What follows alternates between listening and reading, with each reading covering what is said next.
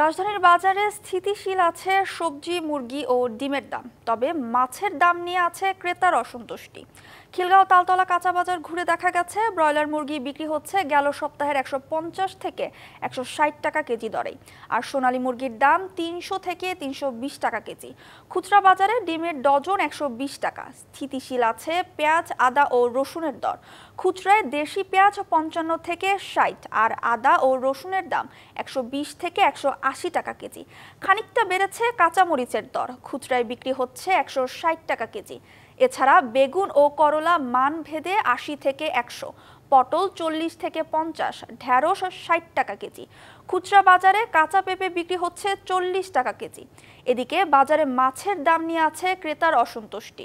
পাবদা বিক্রি হচ্ছে 400 থেকে 500, চাষের কই 250, শিং 450 থেকে 550, তেলাপিয়া 280 আর পাঙ্গাস 200 থেকে 280 টাকা কেজি। তবে এ সপ্তাহে আরও বেড়েছে ইলিশের দর। 1 কেজি থেকে 1200 গ্রামের ইলিশ বিক্রি হচ্ছে 3000 টাকা কেজি, যা গেল সপ্তাহেও ছিল 2600 টাকা।